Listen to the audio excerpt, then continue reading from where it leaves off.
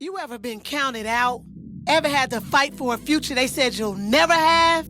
Then you're in the right place. This is Break Free, where resilience meets redemption, where real stories tear down fake ceilings and freedom takes root.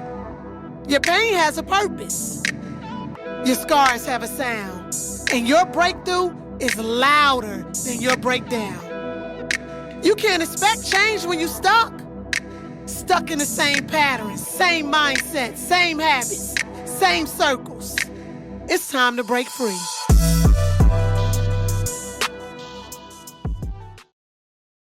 Hey y'all, welcome back to another great episode of Break Free Podcast with your favorite podcast girl, Free. And today, it's not a guest, it's family that we have in here today. Y'all help me welcome my sister, Dr. Kenyetta Wilbourn Snapp. Hey! What up, doe? What up, doe? What up, doe from Detroit? Hey, sis. She's in her full Detroit mode. It's been a whole movement this weekend. That's right. The energy is still on her. Right. That's right. She came here fresh to death today. Y'all see it. Wait a minute. Because I am from Detroit. Watch this, y'all. See that? I'm 50 though, so if you heard my knees pop, that just means I'm getting old. But you see these right here? Do you see these right here? Okay. I love it. Y'all know I'm a fashion and a faith girl, so I love all of this today. Yes. Thank you. I see you got that coveted Coach bag too. Everybody wanted. Little something we got. We try. So sis, tell us what it was like growing up in Detroit. Woo, baby. Think about JoJo's Dancer mixed with Boys in the Hood and New Jack City all at the same, Lackawanna Blues all at the same time. I grew up in the 70s, late 70s, early 80s, and both of my grandmothers were hustlers. And my mother was a good old-fashioned country girl from Huntsboro, Alabama. But baby, my grandmothers, they were hustlers, card parties, dinners being sold, cursing.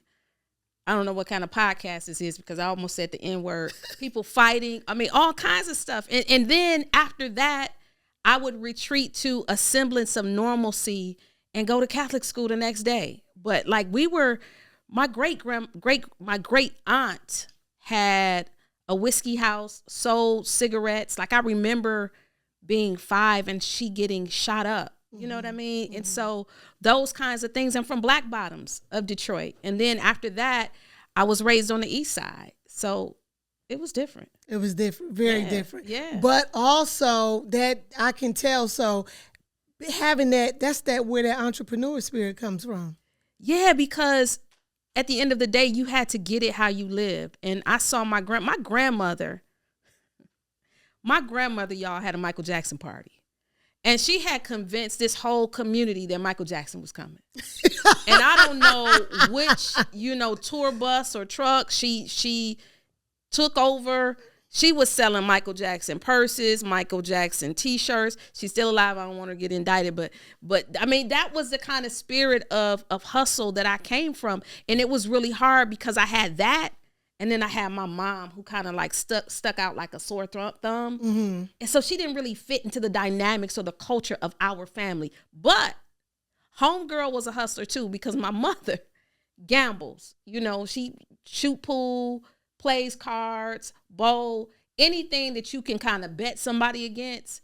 That's her deal. What she on. Yes. Yeah, okay. So sis, you've been here before last season, right? Yeah. And so you've spoken openly about surviving molestation as a child. Yeah. How did that trauma shape your drive and your identity today? Wow. I don't know if that trauma had anything to do with the drive. Mm-hmm. I think it manifested itself in some behaviors that were very risky. Like I had sex the first time at 9. And I think I carried that and it made me kind of bitter for so long. It wasn't until I was going through the indictment that I was really able to work through that traumatic experience, right? I was a principal and all of a sudden I had a dream and I saw my abuser molesting me. And I'm talking about 3-4 years old. Like, I could see it. I could see somebody on top of me. And sis, I almost went crazy. I mean, I contemplated suicide. I almost went crazy. And I asked my mom, like, did something happen to me? Because I wanted to be very specific, and my mother couldn't give me the answer. But your grandmother could. My grandmother had just had a stroke. She was in a coma. And while my grandmother was fighting for her life, the only reason I wanted her to wake up is so she could tell me the truth. And so she didn't wake up at that time. She's alive now. And so my uncle, who worked for me, I called him down to my office. I got on the PA, like, come to the office. And I asked him, like, hey, I knew about this person, but did this do this to me? Because it was multiple abusers. Before I turned 5. And so we wonder where we get these risky behaviors from, right? And even as a professional, I was a closet hoe. So I was sleeping with all kind of married men. Really? Oh, my good. Y'all. And I'm a little bitty thing. Yes. I mean, but I was a closeted whore, I would say, because I wanted to have this level of domination and then leave. I didn't want to be attached. So married men were my forte, right? But there were so many things that came as a result of being molested. And that promiscuity that lasted a long time was one of them. Do you think your ambition came from purpose or from pain? I think it's a little bit of both. I think we are the total sum of our experiences. And my mother, whom I love, is an amazing person. But if I had to truly evaluate my mother's role in my life, my father's role in my life, I don't think that they were the parents for me, right? I don't think that they were able to be these amazing people for me. I started high school at 12. I've been a precocious person my entire life. And my mother and my dad, they both had siblings that are my age. So those were their sons, right? And so here I come. Right. And so I think that it drove me to prove something, right? And it also, in a way, though, not only did it give me an edge, but it made me an island. So do you feel like you still to this day have that in you where you feel like you still have to prove things to people? Or even to yourself, even if it's not for people? Today, it's about me proving it to myself. And I would say something has happened since I've turned 50. And the way that I'm approaching life now at 50, oddly enough, is not the way I was approaching life at 45, 48, 49. What I'm understanding is that I'm in the meridian of my life, and even though I get this leg up right here like this, y'all see this leg getting up? This leg hurts after I get it up after a minute. And so I'm recognizing that I'm changing, I'm shifting. Right. And that my best years may be ahead of me, but my physically, I'm changing. And death is imminent. And we don't like to, our generation don't want to have that conversation because we are the generation of what is fly, right? And so when age begins to show up at our door, it's like, what things do I abandon? Do I keep the couture? Do I keep the look? Do I keep the swag? Or do I begin to transition into something more modest, more conservative, right? I got an AARP card. What does that look like for me? Well, I can tell y'all right now, I'm not going modest. I'm going to stay fly till I die. I know that's right. Yeah, I'm not going modest. But I think we are the first of that generation because we are hip hop, right? So now we got this younger generation, and sometimes they're looking at us. We're getting the labels old heads or whatever, but we created it. Yeah. So I take the auntie and the old head. It doesn't bother me because auntie fly. That's it. When would you say faith became personal for KC?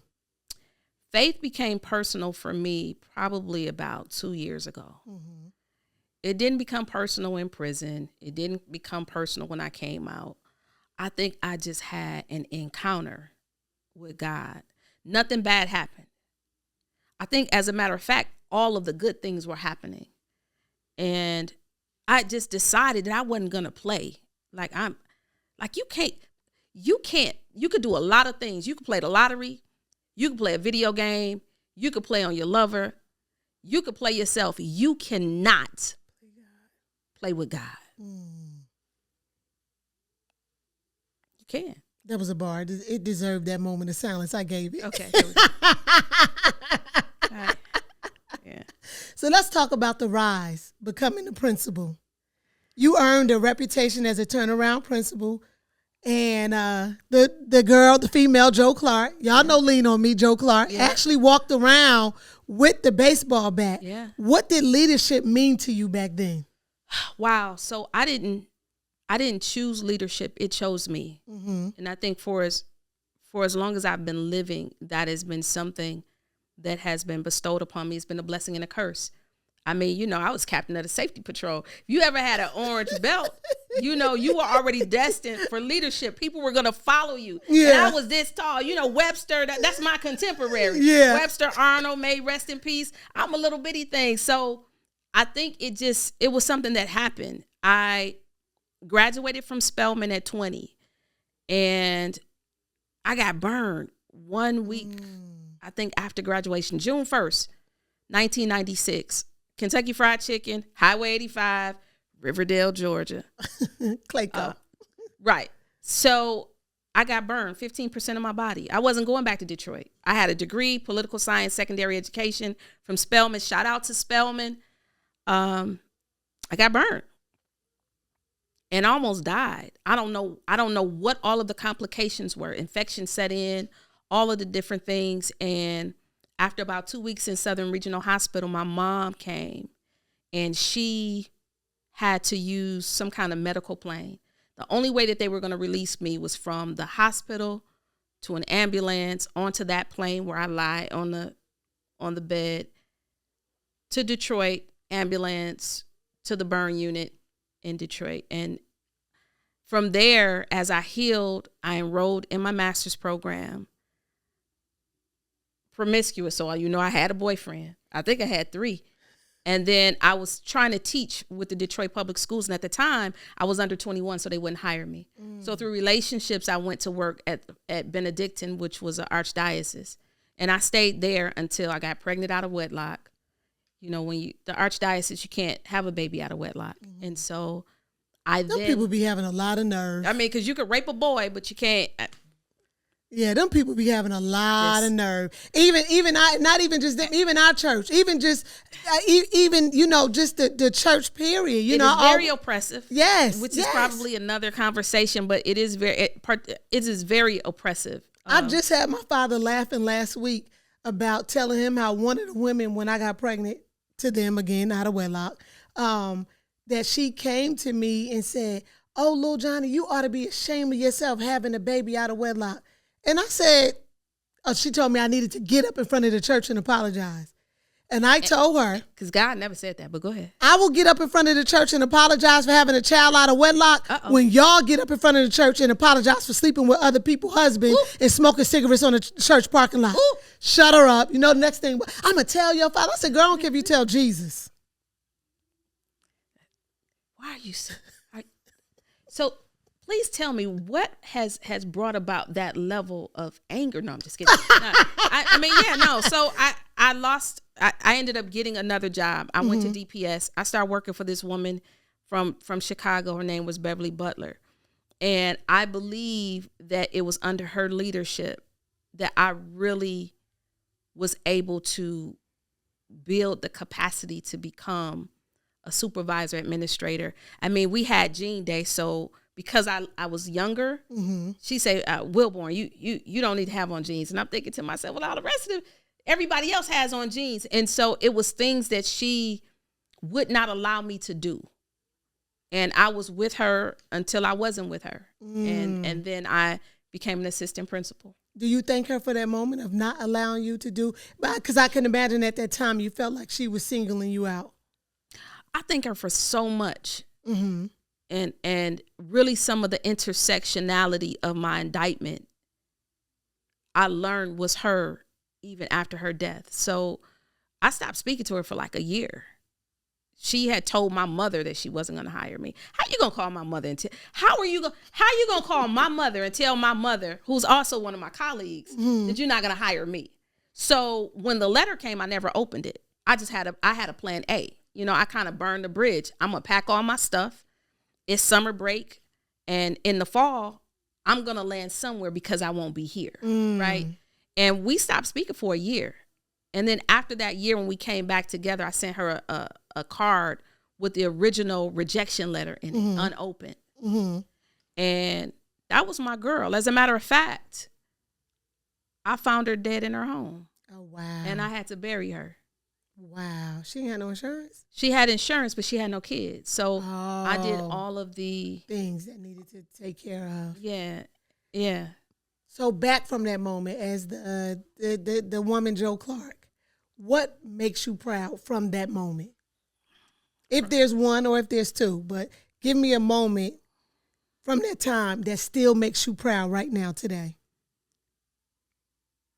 I would say 4-2 Doug. He's the moment that made me proud. Even though he's not tied to the baseball bat was tied to a kid getting killed in a building at another school. But it would be Dugga because of so many reasons. You know, he is my conscience in terms of the decisions that I made, right and wrong, in education. He loves you too. Yeah. I love you back, Dugga. I love you, baby. Yeah, that's my guy. Yeah. How did it feel being a young Black woman leading in spaces that weren't built for you? I think that it is definitely something that Black women in all industries shoulder. And I say that because oftentimes your worst enemy is not the one that doesn't look like you, right? And so you have people that have levels of animus or jealousy about how you arrived in a place, how you showed up, how you were chosen, right? And the work that you did. So for me, it was very difficult. It remains difficult. It is something that keeps me somewhat guarded in spaces because your enemy and your friend, they're both smiling. Your enemy and your friend. They're both smiling. Are both smiling. Right. Oh, sis, I'm so happy for you. But in the back of my mind, I'm like, how this heifer get it? Why she get it? Ooh, I love you. Why she get it? And then people carry that biblical hypocrisy. They always want to remind you that you are Rahab the prostitute instead of Rahab the one who has a direct lineage to Jesus. And that is inherently us, and it's whack. The fall. Woo! Becoming the prisoner. When the investigation began, what was your first thought? Did you know it was an investigation? I didn't. You didn't? Listen, no. I'm going to take that back. I believe that divinely the Spirit talks to us. Right. And we choose not to listen. I was living what I consider to be my best false life that I could live. I had 3 cars. I had a G-Wagon. You had the I had a Maserati. I had a Gucci Fiat. I was living in gated communities. Lakefront properties. I lived in a hotel where you pull up and give them your keys. And I had a dream one night, scared the hell out of me, that said I was going to jail. And I had just gotten into a lease downtown in Fort Shelby, which is also the DoubleTree. And I paid like $8,000 to get out of that lease within a week. I was running, and I don't know what I was running from. I was scared. Right. And so that happened. I moved into this really big, like 4,000 square foot home, gated. And I went to work one day. And on that day in November, and this is November, things started to go slow for me. That whole day it went slow. I learned that I had a professional development that day, and I don't know how I missed it. So I told the assistant principal at the time, hey, come to this professional development with me. It was inside of a hotel. So we went to that hotel. And as I'm sitting there, everybody knows KC. Mm-hmm. It's not Kenyetta, it's not Miss Wilborn, no matter who you are, unless you're a student. It's KC. So I'm sitting there and I'm getting ready to introduce myself. And in my spirit, as I'm getting ready to introduce myself and my assistant principal, I said in my mind, and this is the one who is getting ready to take my job. And it scared me, and I left. I left the professional development. We were like 15 minutes in. And on my way out, I'm talking to a guy mm-hmm. who probably, if there's a grand jury out there, if there's some transcripts for me to read, I know he's in there. And it's unfortunate I'm battling with that. So I'm talking to him, and as I'm talking to him, the feds call me. White lady, may I speak to KC? KC. KC. Mm. I said, this is she. She said, maybe her name was Brenda, with the Federal Bureau of Investigation. We have a search warrant for your house. Can we go in? Life just changed in that moment. And from there, it was the longest 2 years of my life. As a matter of fact, it's not stopped. Like it has been the longest time of my life. Like life changed in November 2014. And I'll never forget, I had not spoken to my husband my son was a junior. So since my son was maybe in the 6th grade, mm-hmm. and I called him and I wanted him to just come and get my son. I think I probably wanted to commit suicide. I'm not sure what all I wanted to do. Mm. And when I called him, hadn't dialed his number. He didn't answer the phone. So I texted him. And he said, how'd you get my number? And thank you. Because that was a good question. Yeah. Okay then. Yeah. So how did you process the shift from being celebrated to condemned? Because everybody loved KC. It's like you were the turnaround specialist. Gave everybody jobs. You created jobs mm-hmm, for people that it wasn't even a position, and you made positions. Listen, if you were a black man and you could be of service and you weren't a pedophile freak, you had a position with me, right? Well, no, you could be a freak, but you couldn't be a pedophile. So, when you had those communities or whatever, it's like the plant. Everybody's sleeping with each other and all of the different things because people are seeing each other over and over again. Mm-hmm. So eventually people click up. So you could be a freak, but you couldn't be a pedophile. Right. So I want to put that disclaimer out there. It was just like what Jesus said. Hosanna in the highest on one day, crucify her butt on the next. And I was tried through public opinion.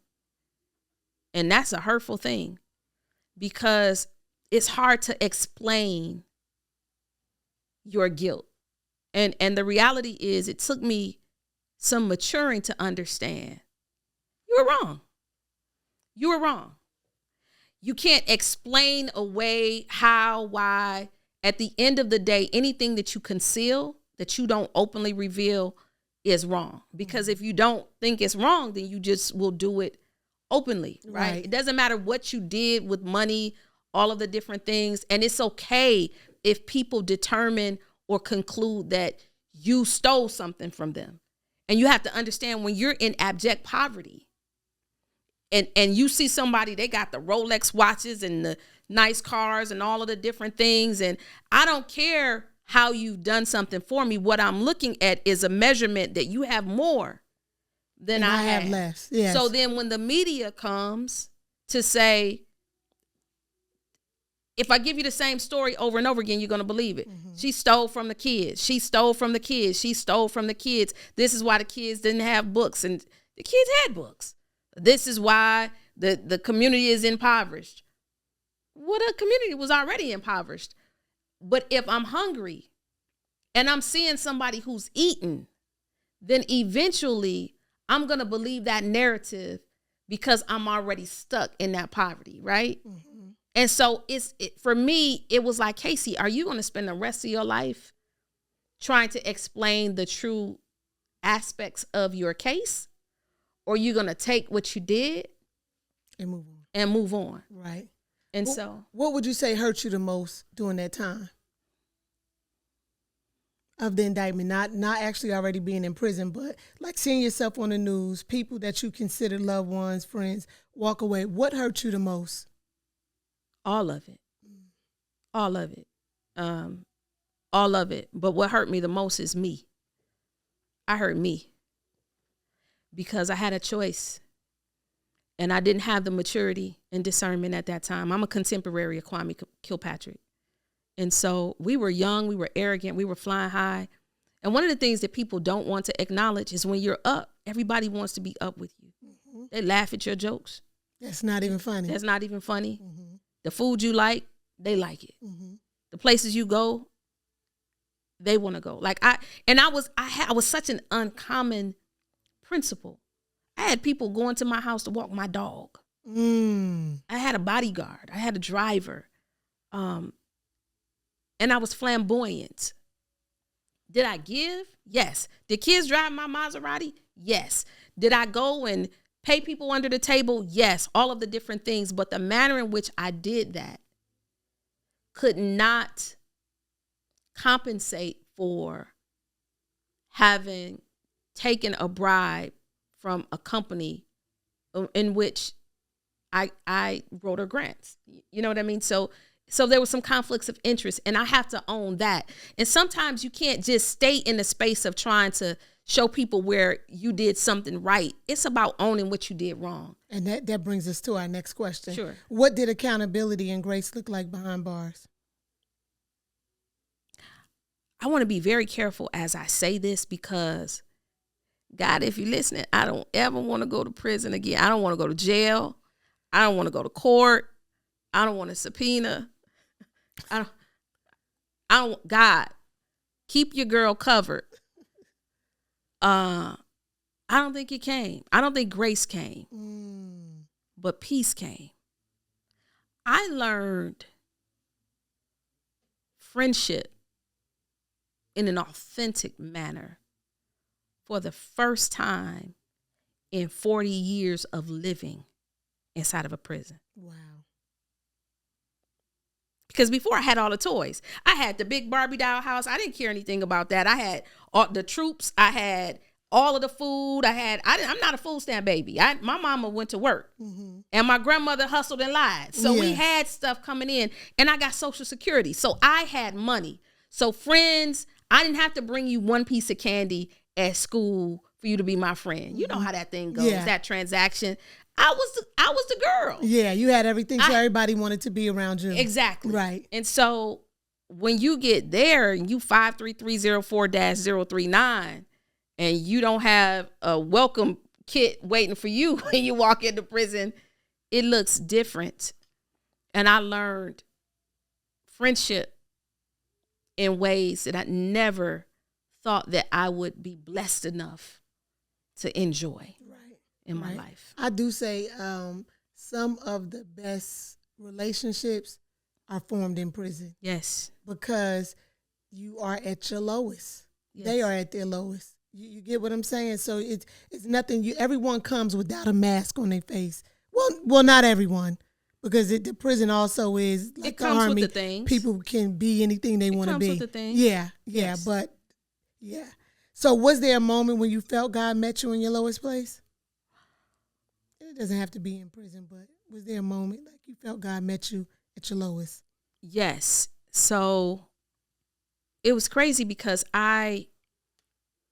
when I really take true inventory over God's favor on my life, He's kept me. Mm-hmm. Like even when I resigned from being a principal, and this is how I know it's Him. Like he creates. When people say I know the plans, and when people say that I'm the Alpha and He's the Alpha and the Omega, in when I resigned from being an educator, I was looking for a job. And I went to a place called Franklin Wright Settlements. And I was honest with her that, hey, I'm going to prison. And I wept. And even though I don't have a relationship with this woman anymore, she said, okay, when do you want to start, Kay? That's how I became Kay. She gave me a job and she paid me all while I was incarcerated.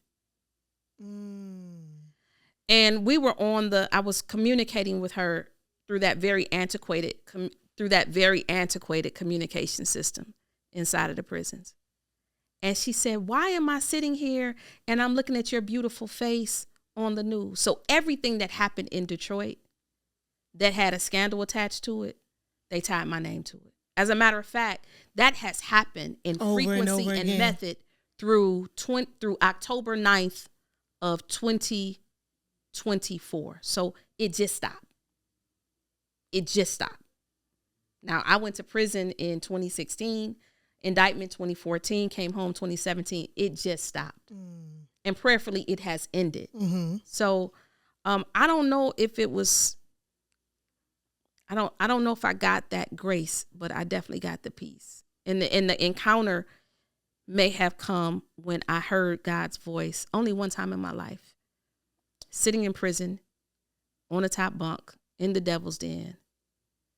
And he said, Casey, it's going to all be all right. And I didn't believe him. I didn't believe him. I didn't believe God. You believe him now? 1,000%. Yeah. Let's talk about this rebuild. From prison to PhD. Okay? But she's still a D girl. She's still a D girl. I am definitely a D girl, right? But yeah.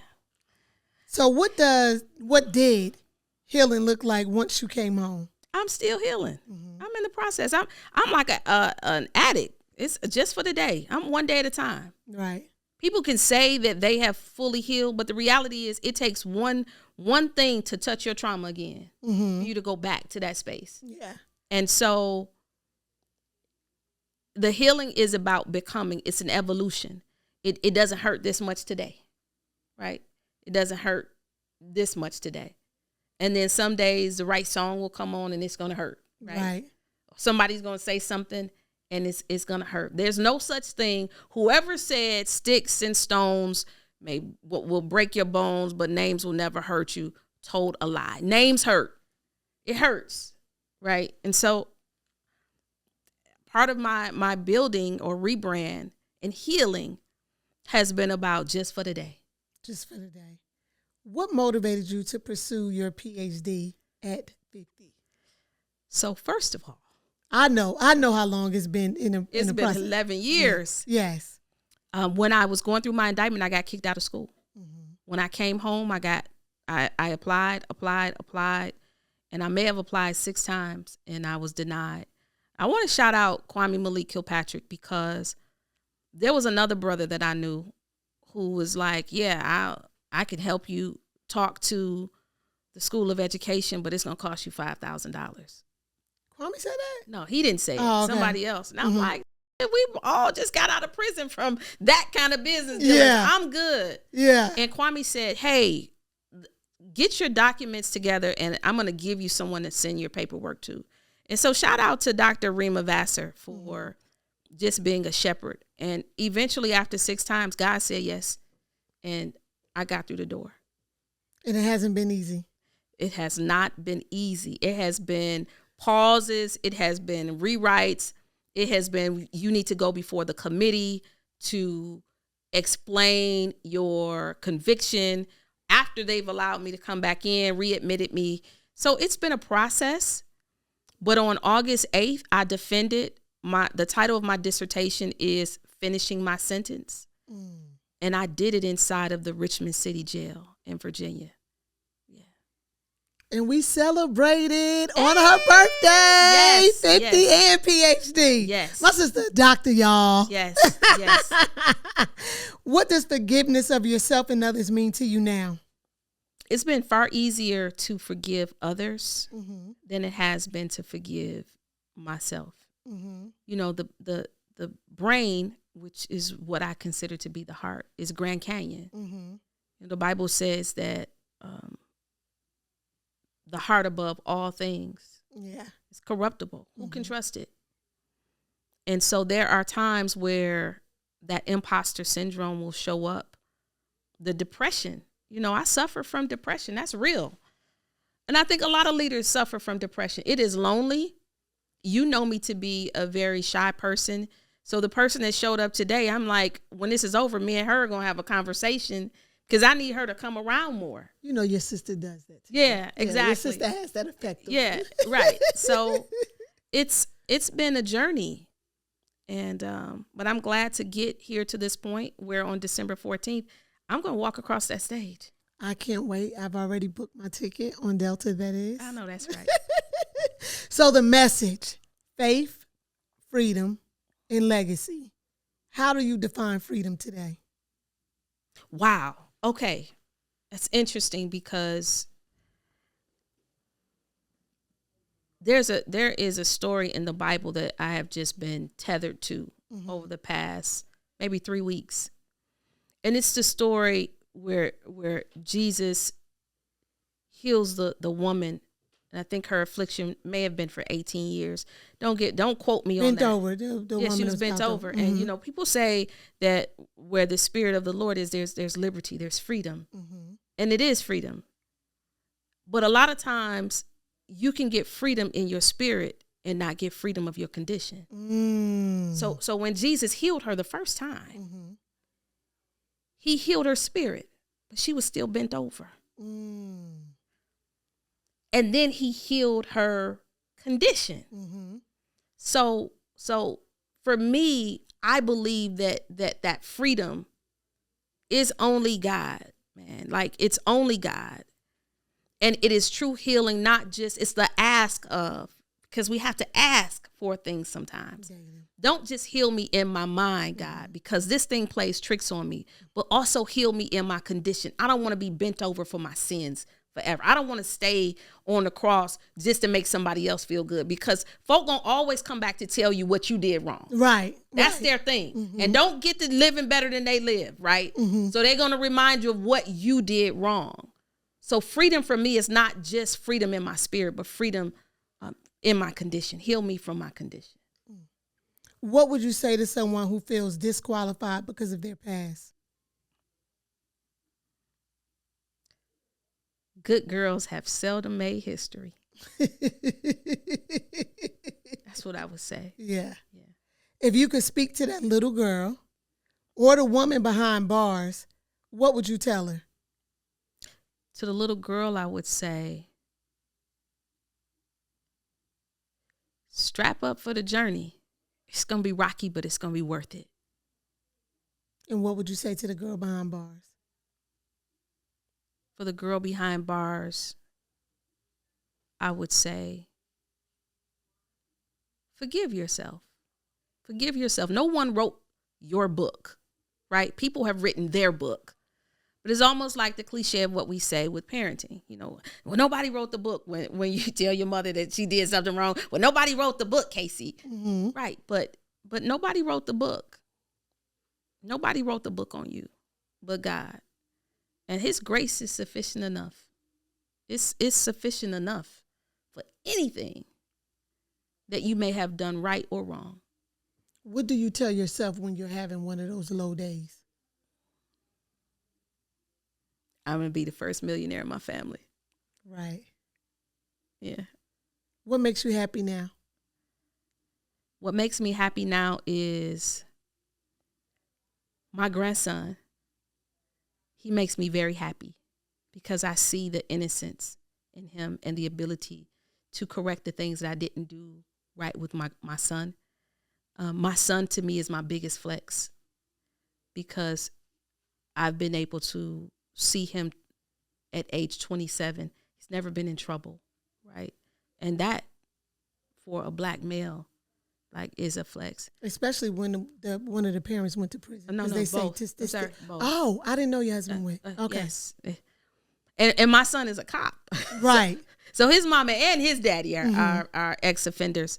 But I think what makes me most happy above all of that is that I've been able to experience true friendship and love through you, Latasha. Latasha has been my rock, and I appreciate. I'm your sounding board. Yes, you are my sounding board, and to be able to have these two relationships in hand, and they're real, like they're battle tested, and really the truth is, y'all come before my own blood. What brings you peace now? When are you most at peace? When I'm by myself. I'm a loner. I do well in a quiet space of me. How important is it for you to continue to go back inside of those walls, that barbed wire fence? That is my ministry. That is who God, that is the plan that he knew before my mother had me, was that. I'm about to cry. We love it. We love it. That means that something has happened. Wow. Sis, get some tissue for me, please. I'm about to cry. It's okay. That's my ministry. That is my ministry. And I thank God.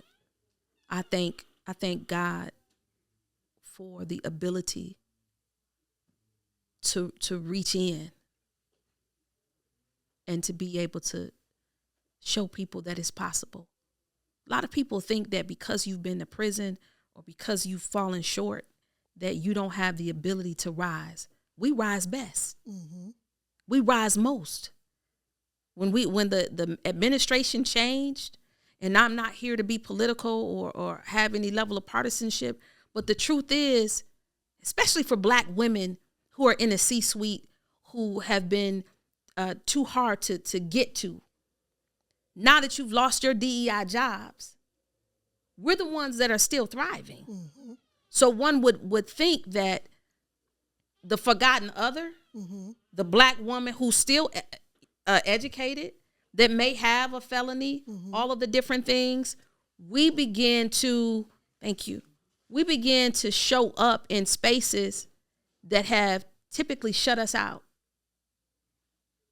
And that is God to me. Yeah. So let's talk about what's next. Okay. Please tell us about the book that will be released on Mawa's birthday. Yes. Yes. So I was on the phone with one of my mentors. His name is Amir Natson. He's a chef. And we were talking early in the morning. We were doing like some ideation around what I was going to do. I'm already working on something with Wahida Clark that is more of a memoir. He's like, no, Queen, we got to, he's from New Jersey. So he got that, no, Queen, we got to move this way and we got to inspire. And so he was like, how about this? And it was the comeback code, because I am the principal and the prisoner.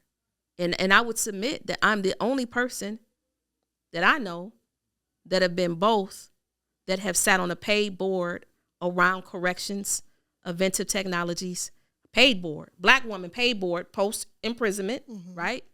And have a contract with the prisons. So, and she said it in like, the political way. So I'm going to tell y'all in the hood way. So the same institution that locked her up, that's it, is the institution that pays her now. Sis, I'm sorry. I had to. I know you like to be politically correct and, educated, but I had to do that because people need to understand. That's huge. If you want to see God, see us. You want to see God in people? Like for real, if you want to see God in people, see a person who's fallen. Now, we don't fit with the church discourse, right? But if you really want to see God in all of his infinite wisdom and power, see us. We're here. 1211817. That's it. That's it. Sis, so before you leave, you have to tell me one thing that KC needs to break free from. I gotta let go of my past trials, my legal trials. That is something I need to break free from, because God is already, it's like he opened the doors. He's like, walk through, little person. Right. You know? So that's it. Do you feel like you struggle with that because you feel like you don't deserve to walk through, or? I struggle with it because the media has been so unkind. You know, it's so unkind. And I don't think, I had optioned my life rights to Tika Sumter and K.O. Yegan, and we had some heavy hitters, Participant Media, William Morris Endeavor, but I wasn't free. And sometimes we wonder why things don't happen at the time in which we want them to happen. But really, it's about us learning a lesson. And when that happens, I believe that the doors will be so open and the wind will be so strong that it's going to push me through. Yeah. Yeah. Thank you so much, sis, for coming through. Hey, thank you for having me. I love you. Tell everybody where to follow you. You can follow me on Instagram, I_MKC_Wilborn, WILBOURN, Snapp, SNAPP. And what about Facebook? Facebook is Kenyetta Snapp. And now leave the people with a word. With a word? Yeah. What word would you give them for today? The word for today is, if you're having a hard time, it'll be all right in the end. If it's not fixed yet, it's not the end. Okay, there you have it. If nothing else, I want you to take from today and see, right? The same God who sees us at our lowest is the exact same God who will raise us to new heights. That's it. She was the prisoner. No, she was the principal. She became the prisoner, and now she's the PhD. I love y'all. Remember, it's always, not some of the time, it's always delusion until they see it happen. I'll see you next week.